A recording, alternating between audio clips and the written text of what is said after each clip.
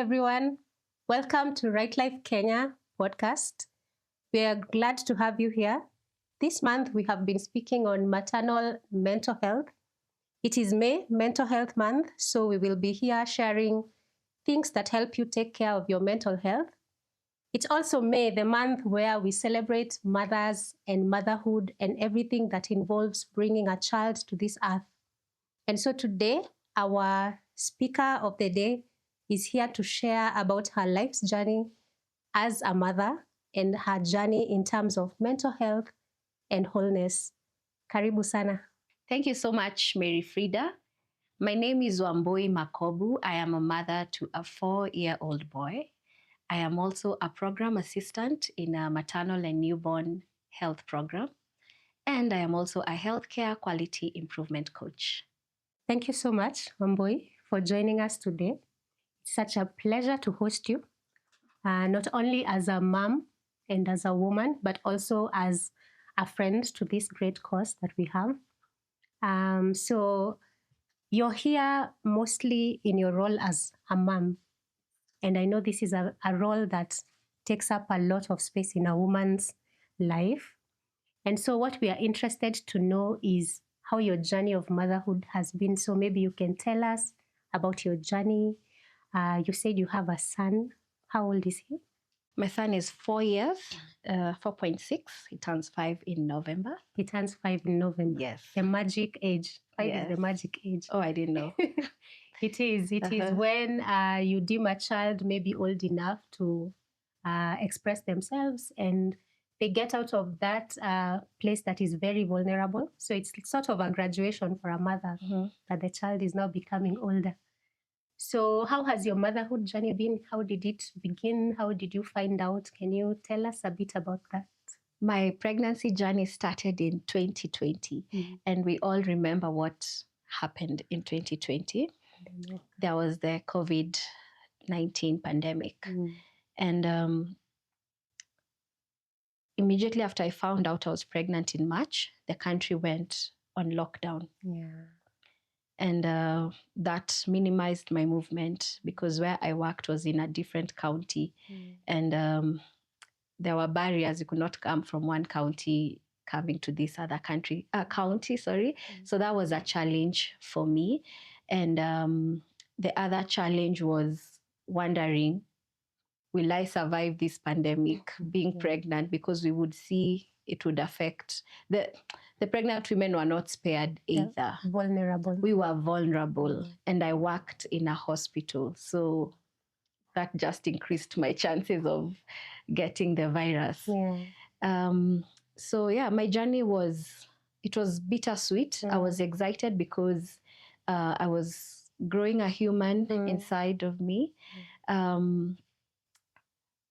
But shortly after, I had an emergency and I had to go to theater. So that was scary for me because I could lose my pregnancy. But thank God it was identified early and my baby was saved. But I was not out of the woods because 2 weeks after I left the theater, I got COVID-19. So it was a race, trying to keep myself healthy. I tried everything that WHO would release weekly. I was doing that, but I still contracted the virus. Yes. And I not only contracted it, but my whole family. And we went on quarantine for 2 weeks. All this time, again, I still have a growing child. I was so worried. I'm from theater. I have COVID. I'm not working. You are at home. You're not used to being in the house. So it was mentally challenging for me. And I said my whole family had COVID-19 and COVID-19 took my mom.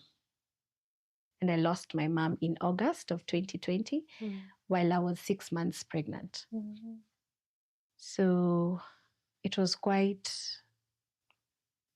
shattering, She was so excited to meet her first grandchild, and so was I. So again, my mind shifted from thinking about my child to grieving my mother. And not only grieving my mother, now I had to be the mother figure. I instantly became a deputy parent. And we would joke about it because we say the firstborn is a deputy parent. Yeah. So now I became the deputy parent. And this was a role I was not prepared for. So again, my focus was not on my child, the child growing in my belly. My focus now became my family. And that's where the drift occurred between my partner and I, because I did not have time for him. Okay. I was mostly at home. I was, anyone who has gone through grief can tell you, your mind is just all over the place. Your mind is all over the place, except where it's supposed to be. Yes. So 2020 came. And since we're talking about mental health, you would expect I was very excited about my child. You're having your child. I was excited, but not the way I would be excited right now if I knew I would be expecting. Yes. So I was not ready for my child. I had not bought anything. In October, my child was coming in November. I had not bought anything for my child. I didn't know how I thought this would roll out, or but like God will provide. Life was happening and happening very fast. Yeah. Yes. So 2020, again, my child came early. My child came early in just 3 weeks earlier. And I am working and I was going home. So luckily, I mentioned I work in a hospital. Yes. So before I go home, I decided to just pass by the ladies. And that's when I realized you're having the baby. I am about to have my baby. Wow. Okay.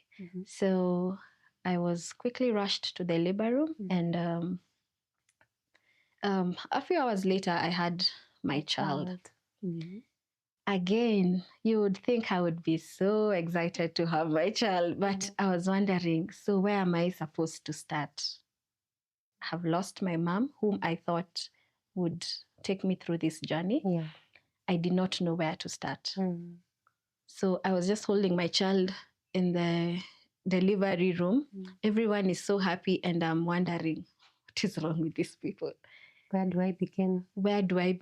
I do not even have a name for my child because of everything that was happening in the background. And I am a very bubbly person. So everyone thought I am okay. Yeah. But I waited for everyone to go home and I wept. And I think for the first time, I mourned my mother in that bed, because everyone was pushing me to be, you need to be strong. You can't cry. Why are you crying? What will the other children think? So on that day alone with my newborn, I cried not knowing. So you had masked your grief for so long. Yes. So I broke down on that day. And so my colleagues are coming in to see the baby. You wipe your tears and they think it's joy because of the new baby. Yes, I will smile. But the doctor comes and like, oh, Wambo, you're ready to go home. Home. I was not ready to go home with my child. And this is where my single parenting journey began.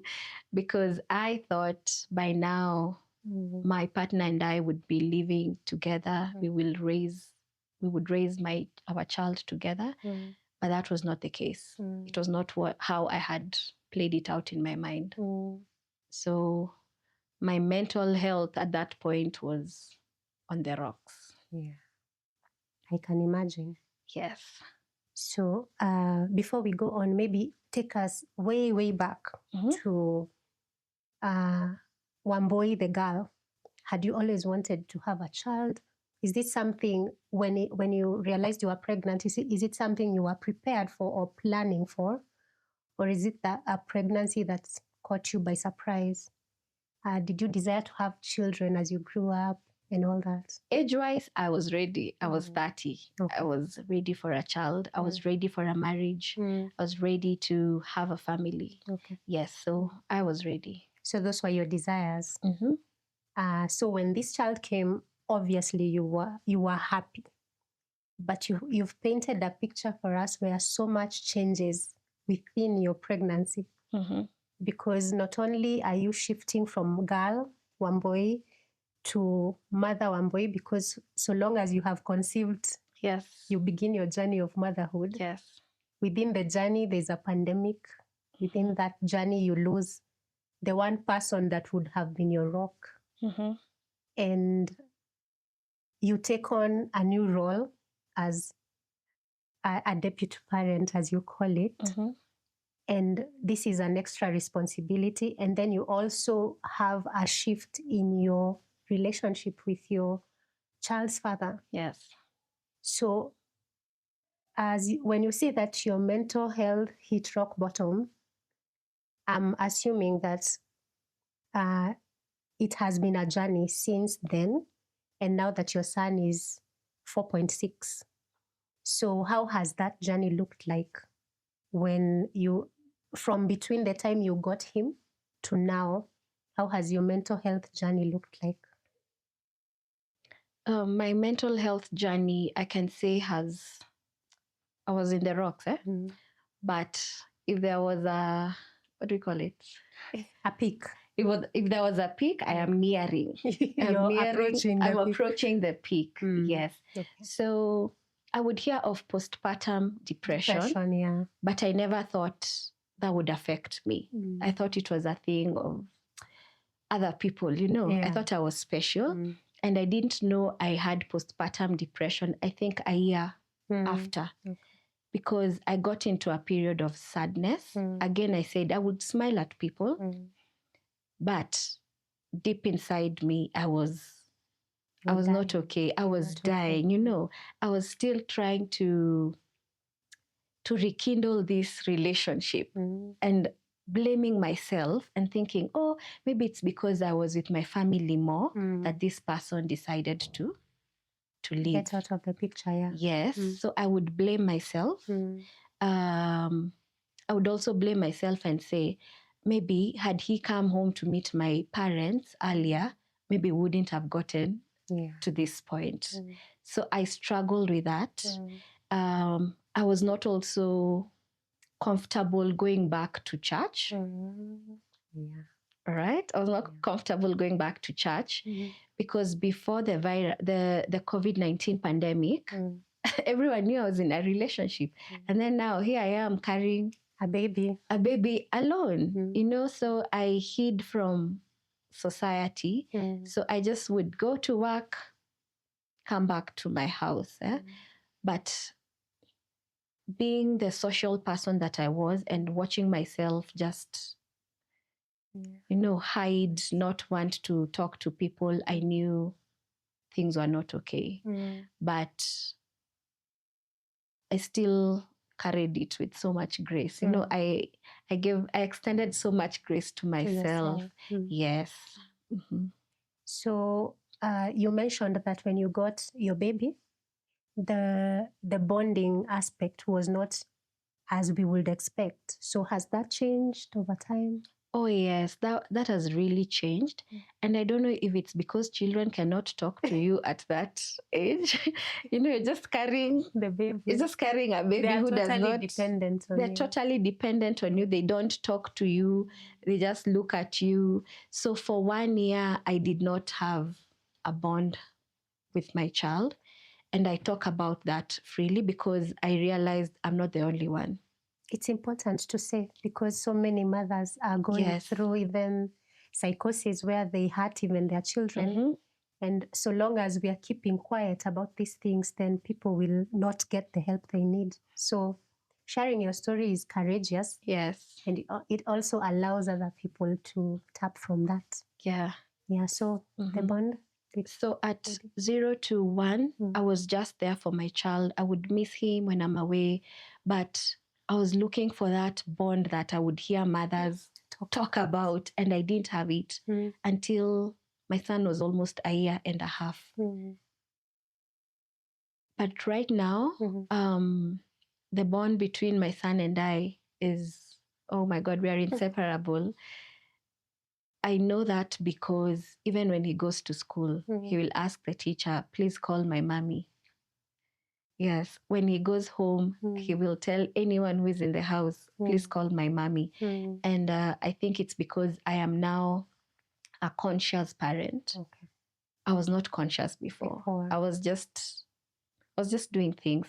But being conscious and being intentional with even spending time with him, even if I do not understand everything he tells me, I am there for him. I spend time with him. I do shopping with him.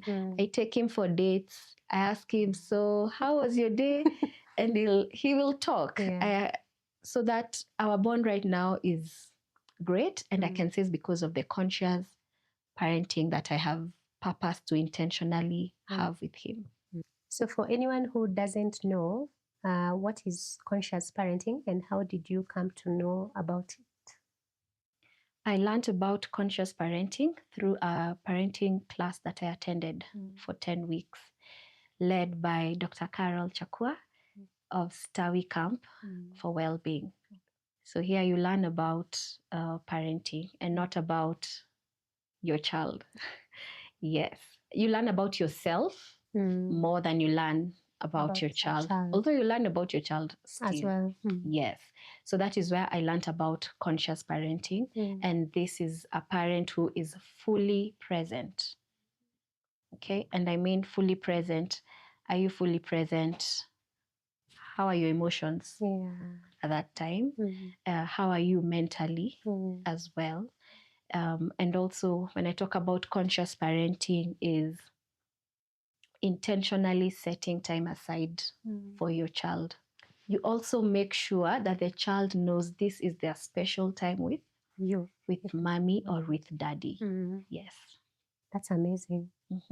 So what is one thing, your journey brings you to a season that makes you the primary parent of your child, what many people will refer to as single parenting or being a single mom.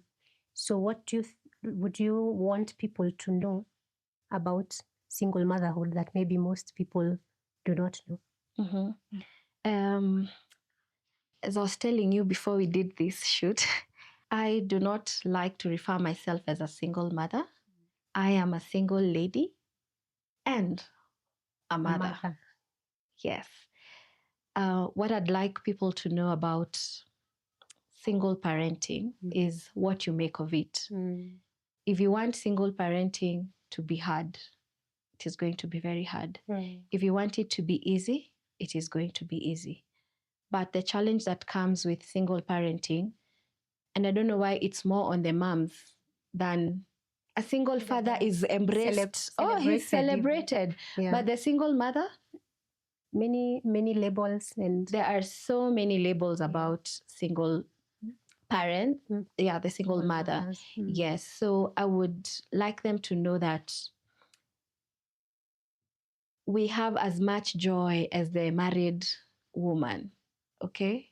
I've never been married. I don't know, but it is what you make of it. I will sit with a married mother, and they will share of the same struggles we are sharing, you know. Yeah.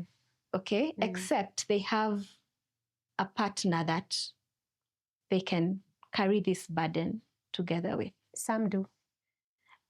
You see, some partners and some don't, and some do not. Yeah. So for me, if you have that husband who helps you, I have my family that helps me. So that's why I'm saying I will not sit here and say I am a single mother because I have enough support until now. I love what you're saying because you bring up the importance of support in parenting. Because all parents need support. They say it takes a village to raise a child. So definitely you can't parent a child alone. You will need systems that work. and people around you. And I am glad your family provided that support for you. Yes. And part of the burden of parenting is burnout, because there's so many responsibilities, and children are not people you can pause and say you can pause their lives and then you'll come back to them later. Yes. So burnout is something that comes up with parenting. And even more so for those ones parenting alone or in setups where they don't have support. So is burnout something you have experienced in your journey of motherhood? And maybe if so, how did you tackle it? I have experienced burnout when I used to live with my son. I need to mention that when I say my family supports, he stays with my family. I stay alone. And when I say conscious parenting, I make it through the week. I make a point of seeing him. At least when I'm working, I am home at least twice during the week, and I spend the whole weekend with him. So I do not experience burnout as much. But I experienced burnout once when during this conscious parenting said, oh, let me go and spend 4 days in a hotel with my son. Okay. And we went. It was nice. We packed our things. I was excited. Yeah. But what followed, I was not prepared for it. So we went to this hotel, and it's during the Christmas season. So what do you expect in hotels at that time? Families. Couples. And we would go for breakfast, dinner, and lunch. And you know how they put labels on your on your table. They put labels on your table. Yeah. So this one would read the Mwanekis, the Mudhes, and then my table would read the Wamboi. It would just read Wamboi. There was no there. There's no there. Yes. Yeah. And I have to run around with my son. You know, I would watch fathers holding their sons to one the table. Takes this one and the other one. So this time I am his playmate. He has no siblings. So I am his playmate. His parent. I am his parent. I am the nurse. I am the one to clean him up. I have to go to the pool with him. And remember, I said there are so many misconceptions about a single parent household. And so I thought the world was looking at me with those eyes. Judgment. Yes. So when my son plays and throws tantrums like a normal 2-year-old, there's more pressure. It would trigger me. Yes, there was so much pressure, and people would look at us because they will assume it's because he's being raised huku peke yake na tumekaa pa siku 3 sijaona bwana yake. Oh, like and it's Christmas, kwani bwana yake ako wapi? So automatically she's a single mother. So I start imagining what they're thinking. They think I am a bad mother. You know, society says watoto wa single mothers wanakuanga indisciplined. You can complete the sentence. Things. You see, no, I have they are indisciplined. But my child is just doing things that a normal child at that age would age appropriate behavior is what he was doing at that time. But I was experiencing burnout because I was trying to correct him all the time. And now I am also stressed because what are these people thinking about me? By the way, where do they think my husband is? So you're saying there's a stigma attached to being a single mother? Oh, yes, there is. And I will mention something. When I told someone I was doing this today, they said, why are you exposing yourself to the world? Why does everyone have to know that you're a single parent? And because I am healed, it did not get to me. It just hit a wall. Wow. It takes courage to share your story. Oh, yes. And it takes acceptance, what you said about owning your journey and making it what you want it to be. Yes. And so we are enjoying hearing your story because you have owned your journey and accepted it for what it is and loved yourself as you are. Yes. And also placing boundaries on what society can and cannot tell you about who you should be or who you are because you are parenting your son. But you also mentioned healing just now. So what has that looked like for you? Because there's a lot you have told us you have gone through. So how has the healing process been like? I am still healing, Mary Frida. And the first step that I took was towards forgiving the father of my child, because we had so many dreams pertaining this child, pertaining our lives, and all that had gone down the drain. Yes, so I was a very bitter person.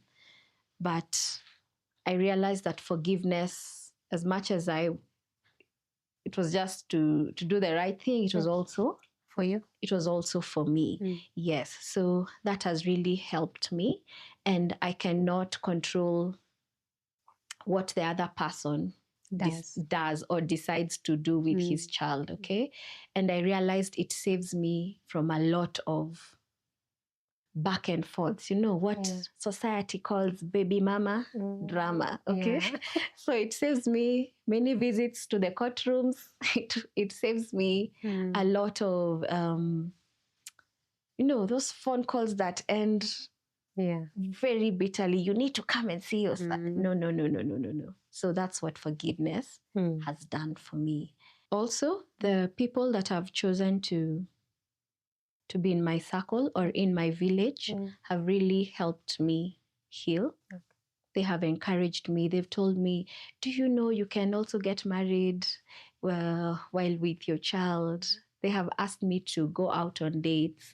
So the more I sit, the more I say I'm a single parent, I don't have time for this and this. I think the more I get into that hole, and that's how depression starts. Yes. The other thing that has helped me in my healing journey is getting involved in parenting masterclasses. I get to understand society, and I am no longer bitter at society.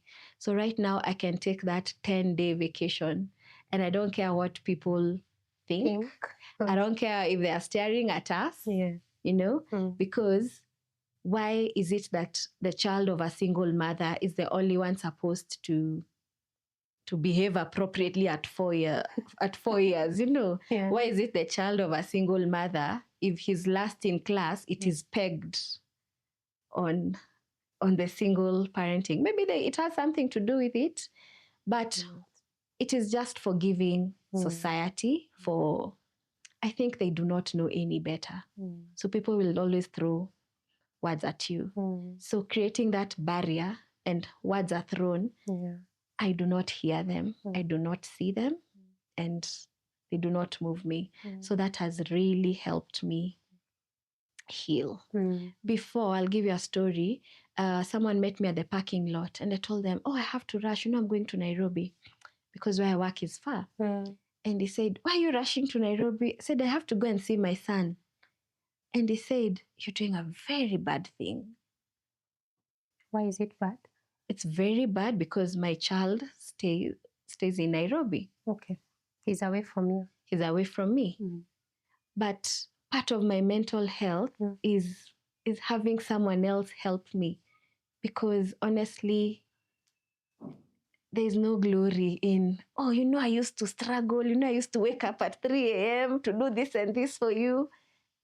If you can get help, get it. Yes. So I have healed from such questions. At that time, it really weighed me down because he was representing society. Okay. Yes. And if I stay with him here,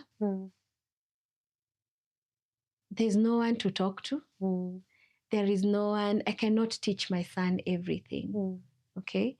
So that time, that question really, if I was 10 steps ahead in my healing journey, that question took me 50 steps back. Yes. So right now, words are thrown, but they do not break me. It's okay. I think people forget that a woman is not just a mother. You have your career, you have your friends. Yes. if in some cases you may have your spouse, you have your hobbies, and it is not wrong for someone to exploit all parts of themselves because they became a mother. Yes. Because we are raising children who we want to embrace every part of themselves. They saw you as just one boy who is stuck in this one place, not going after what you want, what you need in terms of taking care of yourself. Yes. Then I don't think we are serving them any justice. And I love how your journey has unfolded and how it is unfolding. And what would you say to a single mother somewhere, a single parent who is a mother, because we are focusing on mothers this month, who is feeling all alone in this journey? What would you tell them? I would advise a mother or a single mother, if you're going through any sort of hardships, seek help. Seek help, because you are not the first one to go through whatever you're going through, be it in marriage or as a single lady. So seek help, because when you seek help, you're now going to be a fully present parent. Research says that it takes one stable adult for a child to thrive. What does that mean? It could be the father, it could be the mother, it could be a guardian who is your shosho, your guka, your auntie. Do you know, you do not know about tomorrow. So if God forbid today you passed on, who will raise your children? That makes sense. Someone will raise your child. Yes. So it means it takes one stable adult. And when I say stable, I did not mention financially. It takes one parent, one stable adult to be stable emotionally and mentally. Because if you're not stable emotionally and mentally, all these other things we hear of childhood trauma, they will follow your child. Yes. So you can be in a marriage thinking that children in your marriage will thrive more than the child in a single parent household. And then shock on you, the children in your two-parented home are the ones taking bangi, are the ones, hata tusiende mbali, let us just go to the church. Your parents are both pastors, but how are their children? You will hear some pastors' children are suffering or are just not suffering. Their children are struggling with alcohol. And then the one society expected to struggle is not struggling because it had two parents, but they were not stable. So that's my encouragement to a mother out there. It takes one stable adult. And the other thing, please seek support. Do not shy off from asking your mom or your aunt, can you take care of my child this weekend? I need to go for a girls' trip. And you'll realize how re-energized you become when you come back to pick your child. Because if you don't do that, you'll not be able, like what's in your cup? If your cup is full of trauma, bitterness and forgiveness, guess who is going to be drinking from? Where are you going to pour this? Into your child. So you pass on all this, the traumas you're carrying, the hate, the bitterness, the what else? Mention it, is what you're going to pour into your child. So when you go and fill your cup with nice things, laughter. You had a good time. You went and talked to somebody and you removed bitterness and exchanged it with so much love. It's the same love you're going to come and pour to your child. So also ask yourself, what's in your cup? So, and also I read somewhere, the same way we pass trauma is the same way we pass healing. Yeah. So heal yourself so that your cup will be full of those nice things so that you can pour into your child. Mm. And one message I want to pass across is children grow where they are watered. So if you're not watering your child, you're stunting their growth. You're stunting their growth. Thank you so much, Wambui, for sharing with us your powerful story. And this episode will not be complete if you don't give a shout out to your support system and most importantly to your son. I would like to thank my family, starting with my dad, Mr. Makobu. Thank you for holding my hand. Thank you for holding Joey's hand, for teaching him things that I cannot teach him about being a boy. Thank you to my brothers, Dave, Mark, Mboro, Joji, asanteni sana for helping me raise Joey. Thank you to my sisters, Jane, Merab, Abi, for being there from the first day until now. Thank you for being a mother to Joey. Thank you for being his friend. Thank you to Esther and Shiko for taking care of Joey, for keeping him clean, for feeding him when I'm away from you guys. I want to say thank you. And also a special thanks to my Auntie Lucy. Thank you for the calls. Even when you're not near us, you always want to know how we are doing. Thank you for the support that you offer me. To my son, Joey, I'd like to say that I love you so much. I am so happy that God placed you in my life to be my son. You are my gift from heaven, and I keep telling you that. I pray that you're going to be an obedient boy. And everyone around you is so happy that you are in their lives, Joey. So Mungu akubariki sana mtoto wangu, nakupenda. Thank you so much, Wambui, for sharing your beautiful story. We thank also Joey for being part of your life, because that's why we are here. Is the reason you're a mother. Yes. And we are celebrating you and all the mothers as Right Life Kenya. This month, we are honoring every mother. From Mboi's story, we have learned to heal. We have learned to ask for help. We have learned that sometimes you take time for yourself so that you can pour into your own cup. And that way, you'll be able to pour into the lives of your children. For everyone who is around a mother and helping them in one capacity or another, what you're doing is a great job. Wambui has shared how much her support system has helped her in her own journey. So we celebrate everyone who holds a mother's hand. At Right Life Kenya, we want to hold as many mothers' hands as possible. So this month, in line with Mother's Day, we are celebrating women raising children in conditions that are not very favorable. We'll be visiting lovely women in the Dandora slum who are single mothers. We want to make sure these special women have a session where they are celebrated, where they feel seen, they feel heard, they feel appreciated. We want them to engage with a mental health expert who will lead them in a session where they can unpack the things that they go through, where they can tell us who they are and what they are doing, where we can gift them. So if you would like to plug into this event, we will be sharing how you can chip in terms of donations so that we are able to celebrate these very special women.